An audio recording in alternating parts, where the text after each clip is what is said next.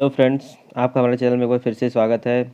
ये English grammar का part 2 है, जिसमें आज हम प्रेजेंट इंडेफिनिट टेंस के बारे में बात करेंगे। ठीक है, क्या प्रेजेंट इंडेफिनिट टेंस क्या होता है, और इससे आसान कोई नहीं बता पाएगा आपको।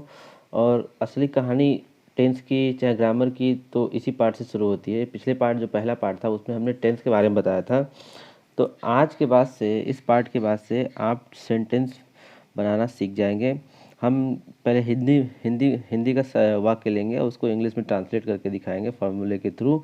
तो आप देख लीजिएगा कि कितनी आसानी से आप सेंटेंस को फॉर्म कर लेंगे, और जो भी उसमें नियम होगा वो आपको आगे जाकर इंग्लिश ग्रामर में किसी भी एग्ज़ाम में बहुत ही यूज़फुल होने वाला है।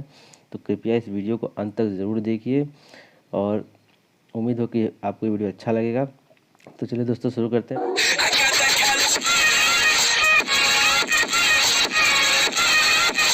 प्रेजेंट इंडेफिनिट टेंस यानी वर्तमान अनिश्चित काल। ठीक है, प्रेजेंट इंडेफिनिट में की पहचान क्या है? प्रेजेंट इंडेफिनिट की पहचान है वर्ब। वर्ब यानी क्रिया के अंत में ता है, ती है, ते है इत्यादि ईटीसी आए तो वो वाक्य जो होता है वो प्रेजेंट इंडेफिनिट टेंस का होता है।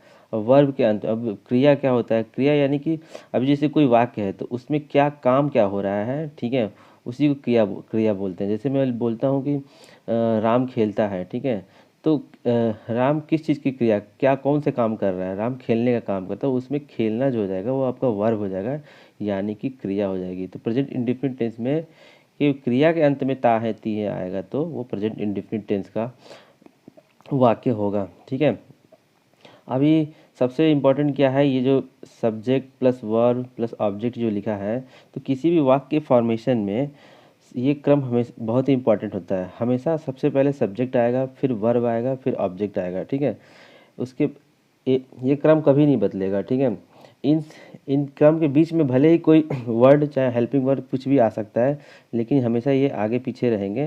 पहले सब्जेक्ट होगा, फिर वर्ब होगा, फिर ऑब्जेक्ट होगा। तो इस क्रम को आप याद रखिएगा। तो याद रखेंगे तो ये हमेशा काम करेगा, और आगे के जो पार्ट हैं चाहे लेक्चर में यही क्रम से ही हम इसको सॉल्व करेंगे। ठीक है, अभी प्रेजेंट इंडेफिनिट टेंस के जो वाक्य जो होते हैं वो भी 4 प्रकार के होते हैं। कौन कौन से होते हैं देखते हैं। ये होते हैं, पहला होता है अफर्मेटिव यानी कि सकारात्मक वाक्य होते हैं, यानी कि जो पॉजिटिव वाक्य होते सेंटेंस होते हैं। ठीक है, और दूसरा होता है निगेटिव यानी कि निगेटिव सेंटेंस यानी कि नकारात्मक वाक्य होते हैं। तीसरा होता है इंट्रोगेटिव यानी कि प्रश्नवाचक वाक्य, और चौथा होता है इंट्रोगेटिव नेगेटिव यानी प्रश्नवाचक नकारात्मक वाक्य।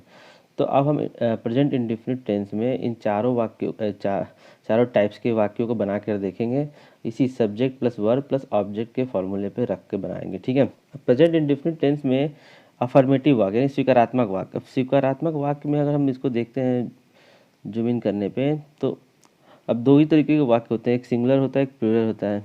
अभी सिंगुलर और प्लूरल, ठीक है, अभी सिंगुलर किसकी बात कर रहा है? सब्जेक्ट सिंगुलर होना चाहिए। ठीक है, ये एस होता है वो सब्जेक्ट सिंगुलर होगा, तो ये ऊपर वाला फॉर्मूला लगेगा, जैसे कि सब्जेक्ट प्लस वर्ब का फर्स्ट फॉर्म प्लस वर्ब के फर्स्ट फॉर्म में यस या ई एस। ठीक है, यस या E S plus object plus others. तो आप इसमें देख सकते हैं कि पहले सब्जेक्ट है, फिर वर्ब है, फिर ऑब्जेक्ट है। अब इनके बीच आगे दाएं बाएं कुछ भी हो सकता है, लेकिन ये क्रम कभी नहीं बदलेगा। ठीक है, इस बात को आप हमेशा ध्यान रखिएगा। ठीक है, सिंगुलर सब्जेक्ट होगा तो ये फार्मूला होगा, और प्लूरल सब्जेक्ट होगा तो सब्जेक्ट प्लस वर्ब का first form plus object plus others. ठीक है, अब हम एक एग्जाम्पल लेते हैं। एग्जाम्पल में हम देखते हैं कि राजू पत्र लिखता है। ठीक है, राजू पत्र लिखता है, तो अब राजू तो आपका सब्जेक्ट हो गया। ठीक है, और जो लिख रहा है, ये लिखता है, ये आपका वर्ब होगा। लिखने, राजू लिखने का क्रिया काम कर रहा है ना, तो वर्ब आपका लिखना हो गया, और ये जो पत्र है ये आपका ऑब्जेक्ट हो गया। तो बस इसको ऐसे ही बिठा देना है। राजू सब्जेक्ट है तो पहले राजू हो जाएगा, फिर वर्ब लेना है, वर्ब में राइट हो गया, लिखना लिखना का राइट होता है तो राइट लिखेंगे, और प्लस ऑब्जेक्ट पत्र होता है। लेकिन अब हमको इसमें ये भी देखना है, मैं बताता हूँ आगे। हमको ये देखना है कि ये राजू जो है सिंगुलर है कि प्लूरल है। तो राजू सिंगुलर है। ठीक है, और सिंगुलर में क्या होता है, सिंगुलर में वर्ब के साथ यस या ई एस लगता है। ठीक है, तो देखिए सब्जेक्ट राजू, फिर वर्ब आएगा। वर्ब में चूँकि सिंगुलर है राजू तो वर्ब के साथ यस या ई एस, राइट्स, और ऑब्जेक्ट लेटर यानी कि पत्र जो हो गया आपका ऑब्जेक्ट है, तो वो इसके बाद आ गया।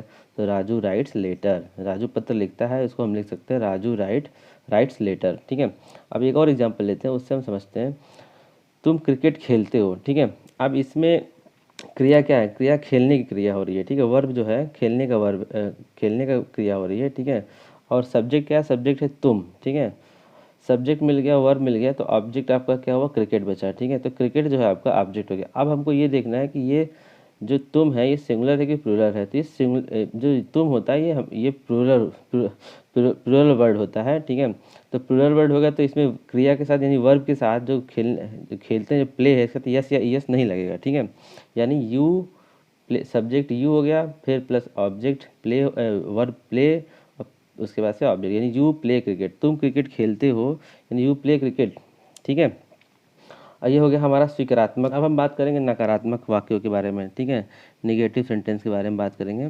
तो अब निगेटिव सेंटेंस में देखते हैं क्या होता है। इसका फॉर्मूला है, पहला है सब्जेक्ट, उसके बाद से डू या डज। ठीक है, उसके बाद से नॉट, सब्जेक्ट डू या does plus not plus verb का फर्स्ट फॉर्म, फिर ऑब्जेक्ट, फिर अदर। ठीक है, यानी अब देख सकते हैं सब्जेक्ट और वर्ब और अदर का क्रम तो एक ही है, लेकिन इसके बीच में डू डज या नॉट आ गया है। अब नॉट किस लिए? निगेटिव सेंटेंस है इसलिए नॉट आएगा। ठीक है, अब डू कहाँ लगेगा? डू लगेगा हमेशा प्लूरल के साथ और डज लगेगा सिंगुलर के साथ। ठीक है, डू जो है प्लूरल सब्जेक्ट के साथ यानी कि बहुवचन सब्जेक्ट के साथ लगेगा, और ये डज जो है एक वचन सब्जेक्ट के साथ लगेगा। तो अब एग्जाम्पल से हम समझते हैं कि तुम क्रिकेट नहीं खेलते हो। ठीक है, निगेटिव सेंटेंस है तो नहीं आ गया इसमें। अभी तुम जो है ये तो आपका जो है प्लूरल है।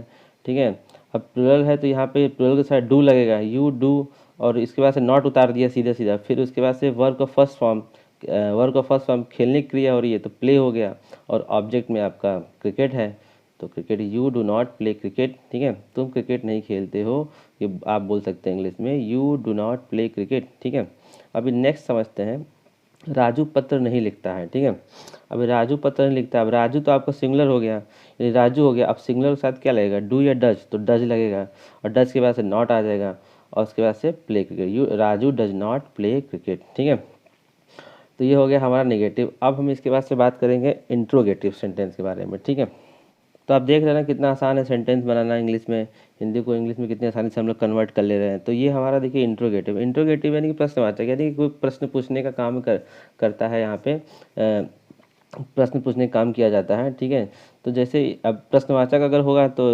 इंट्रोगेटिव होगा, तो शुरुआत कहाँ से होगी?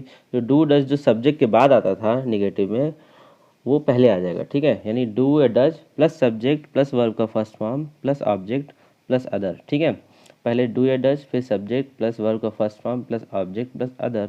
ठीक है, एग्जाम्पल समझते हैं। जैसे कि लिखता, यहाँ पे लिखा हुआ है कि क्या राजू पत्र लिखता है? क्या राजू पत्र लिखता है, मतलब क्वेश्चन पूछा जा रहा है कि क्या राजू पत्र लिखता है, तो क्या के लिए क्या हो जाएगा? डज। ठीक है, अभी अभी देखिए इसमें सब्जेक्ट क्या है? राजू है। अब राजू तो सिंगुलर है, इसलिए यहाँ पे क्या के लिए डज आ जाएगा। ठीक है, डज राजू, वर्ब का first form, write letter. Does Raju, क्या राजू पत्र लिखता है, इसको इंग्लिश में लिख सकते हैं डज राजू राइट लेटर। ठीक है, इसी वजह से नेक्स्ट एग्जाम्पल समझते हैं। क्या तुम क्रिकेट खेलते हो? क्या तुम, अब तुम जो इसमें सब्जेक्ट है, सब्जेक्ट तुम है, अब तुम प्लूरल सब्जेक्ट है, प्लूरल है तो इसके साथ डू ही लगेगा, डज तो इसमें डू लग जाएगा, तो डू यू। अभी उसके बाद से वर्ब आ जाएगा play, do you play cricket, यानी क्या तुम क्रिकेट खेलते हो। तो ये देखिए कितनी आसानी से यहाँ पे वर्ब सब सेंटेंस का फॉर्मेशन हो गया। आप लोग डरते रहते हैं कि बहुत ही मुश्किल होता है, बस आपको याद रखना है। ठीक है, और प्रैक्टिस करना है तो आपका आसान हो जाएगा। चलिए अब आगे देखते हैं इंट्रोगेटिव निगेटिव सेंटेंस की। अब हम बात करते हैं इंट्रोगेटिव निगेटिव सेंटेंस की। अब इंट्रोगेटिव निगेटिव सेंटेंस मतलब ये हो गया, इंट्रोगेटिव मतलब प्रश्नवाचक, निगेटिव मतलब अगर नकारात्मक, यानी प्रश्नवाचक नकारात्मक वाक्य, यानी कि इसमें प्रश्न भी पूछा जाएगा और नकारात्मकता का भी बोध होगा। ठीक है, तो वहाँ पे इंट्रोगेटिव निगेटिव सेंटेंस बन जाता है। ठीक है, इसका फॉर्मूला क्या है? इसका फॉर्मूला है, पहले हो जाएगा डू या डज प्लस सब्जेक्ट, सब्जेक्ट के बाद नॉट आ जाएगा, फिर वर्ब का फर्स्ट फॉर्म, फिर ऑब्जेक्ट प्लस अदर्स। ठीक है, यानी कि अब डू और डज तो पता ही किस लिए लगेगा, सिंगुलर होगा तो डज होगा और प्लूरल होगा तो डू होगा। ठीक है, तो डू से स्टार्ट होगा और हमेशा यही। तो अब एग्जाम्पल समझते हैं, क्या राजू पत्र नहीं लिखता है? अब राजू तो सिंगुलर है तो राजू के लिए डज हो जाएगा पहले, डज राजू। अब डज राजू, अब सब्जेक्ट के बाद से नॉट आएगा तो डज राजू नॉट, और फिर नॉट के बाद से वर्ब का फर्स्ट फॉर्म, ऊपर फार्मूला देख सकते हैं, डज राजू नॉट राइट, और फिर ऑब्जेक्ट अदर्स, ऑब्जेक्ट आ जाएगा लेटर, तो does Raju not write letter, क्या राजू पत्र नहीं लिखता है।